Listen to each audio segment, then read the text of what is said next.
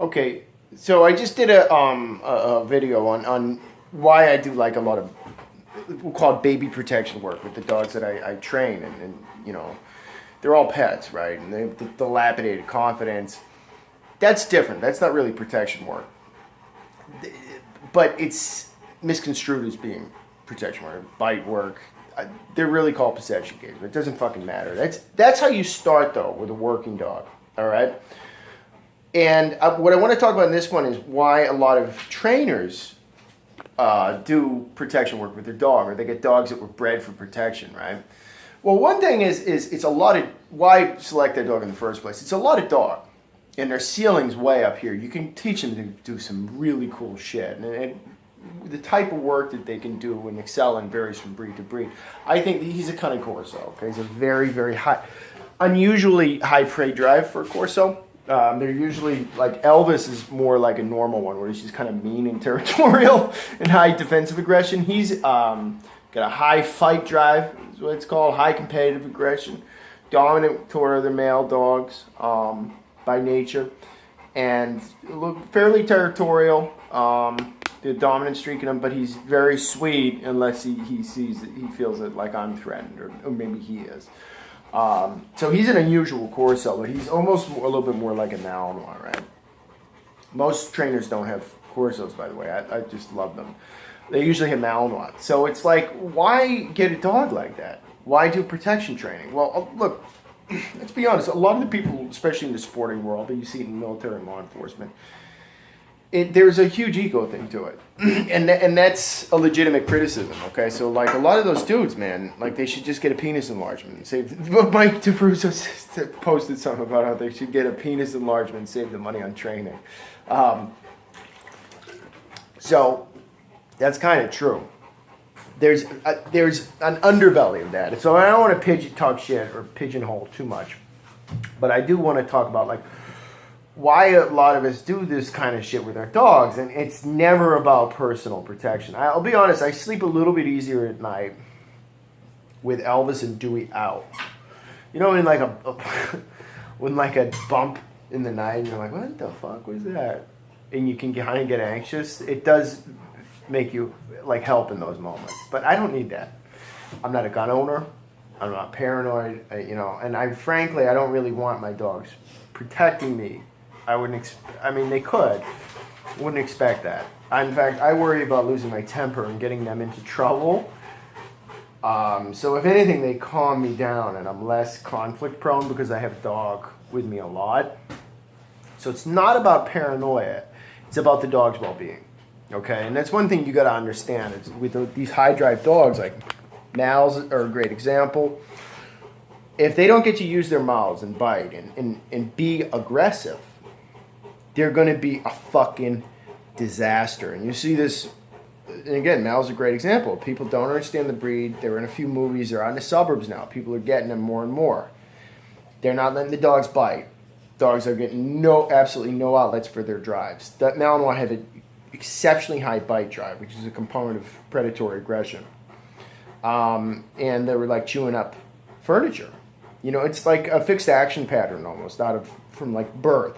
Where these dogs want to use their mouths and latch onto stuff. And people are like, oh, dogs should never put their teeth on a person. Well, they're going to because it's intrinsically rewarding to bite anything. Person, couch, a fucking dumbbell. It doesn't matter because they need to do it. And you can either put that someplace productive, okay, so the dog is happy, or you can have serious problems and a serious liability on your hands. So that's why trainers do it, and these are drives, various forms of aggression, various elements of predatory aggression. They can be channeled to make the dogs do some amazing stuff because the dogs are so hyper motivated. So they have these much higher ceilings, but they have way lower floors. So that's why trainers tend to get them. Because they can, use the dog for advertising, and they just like training dogs. It's just a shitload of dog, and you have to understand them. But they're the most fun dogs to work with if you know what you're doing and you don't mind, the strenuous effort and time you have to put in with them.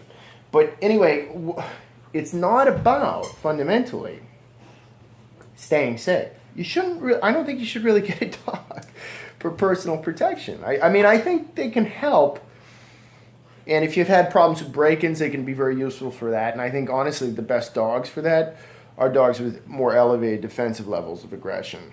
Highly territorial dogs. So Rotties, Corsos. I think Borbles, a lot of trainers talk shit about them. They're underrated, I think. I think they're pretty good for that kind of thing. So, like, civil protection, home protection, you know, like, there's a place for that. But, like, that's not why I have them. And that's not why I do, like... He's not at a level where I'd even call him like he's trained for protection. But that's the thing about protection training. Another common myth is that it requires tons and tons of training. It's bullshit. It really is. Like, you take the natural instincts of the dog. It's like you don't teach a kid how to fight, right, who's naturally aggressive. You teach them how to box and how to punch. And that's how protection training is. So, but again, in both situations, let's say you're going to get a kid into boxing, it would be for his own good because he's just beating the shit out of everyone. He needs an outlet. That's kind of the same thing with these working dogs. Now, the reason I'm letting him be a pain in the ass right now, and he ruined the other fucking video. It went on for like 10 minutes, and I was so distracted it should have been like a 3-minute video. But he's a total nutcase right now, okay? He's like, see the toy box there? I left it out because I'm an idiot, but... Oh, he lost it. Now, look what he's doing. He's tearing this up. He's been on bed rest because I think he tore his ACL. I'm trying to do a video. I'm letting him do his thing right now. But this is what you get with just he's been like for a week just not on his regular schedule. What? I'm just going to let you watch him for a minute.